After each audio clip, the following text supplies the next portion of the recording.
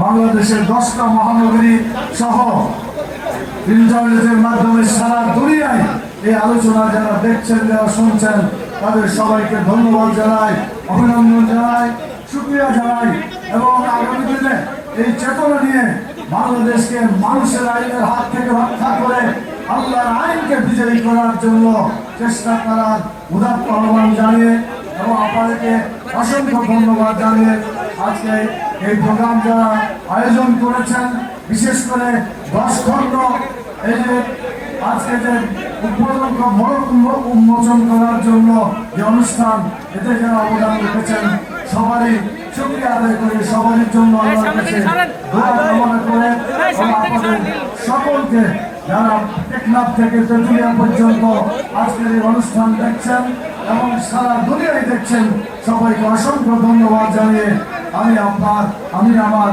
ধন্যবাদ বক্তব্য এখানে শেষ করছি। ওমা তৌফিক ইল্লা বিল্লাহ। কাফারাতুল মাজলিসের মাধ্যমে আমরা শেষ করতে চাই, যেখানে আল্লাহ তাআলা গুনাহ মাফ করে দেন। সবাই পড়েন সুবহানাকা আল্লাহুম্মা ওয়া বিহামদিকা আশহাদু আল লা ইলাহা ইল্লা আনতা আস্তাগফিরুকা ওয়া আতুবু ইলাইকা। আসসালামু আলাইকুম ওয়া রাহমাতুল্লাহি ওয়া বারাকাতুহু।